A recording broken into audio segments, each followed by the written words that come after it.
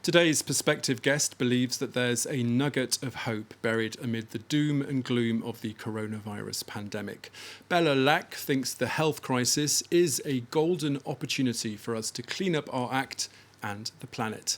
She joins us now from London. Bella, thank you very much for being with us here on France 24.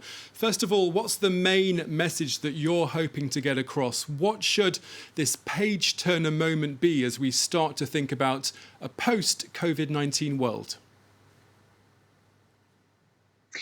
Well, I think, the coronavirus crisis has been a catastrophe, but in it, there was sort of this nugget of hope because many of us hadn't realized the effect of our disconnection from nature and from the environment. And when suddenly the whole world was struck down by this pandemic that originated because of our destruction of nature and because of the fact that we were encroaching upon rainforests and, supporting the illegal wildlife trade, many people had to realize suddenly that actually we can't continue like this and that this isn't just affecting some abstract future generation or someone in a remote country. This is actually affecting everyone, and everyone is going to feel the impacts, not at some time in the future, but now.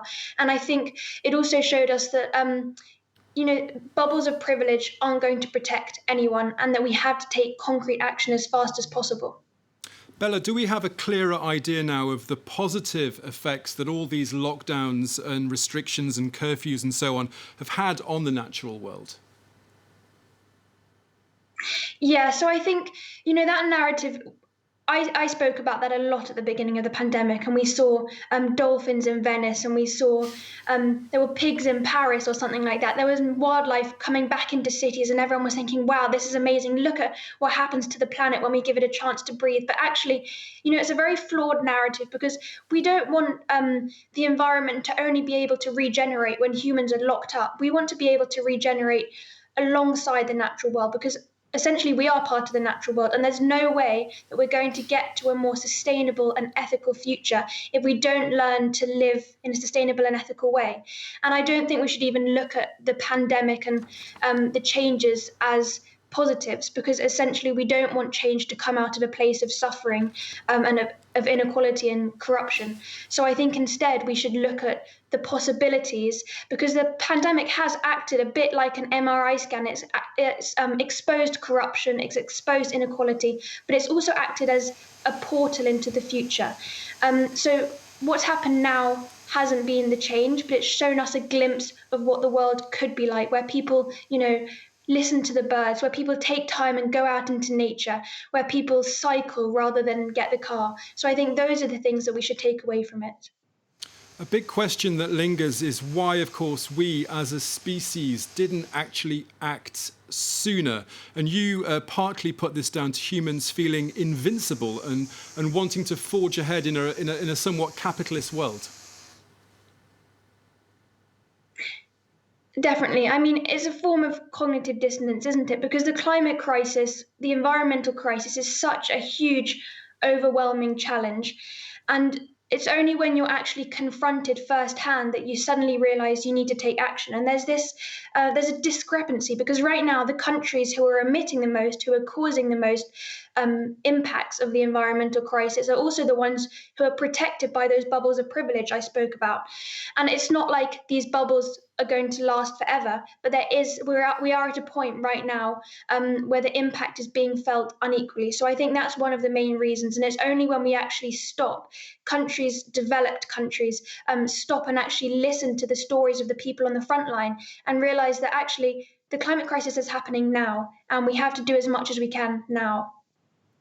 There are lots of young campaigners who are flying the flag for a greener world. There's, of course, Greta Thunberg, the Swedish activist, and Dara McAnulty in Northern Ireland.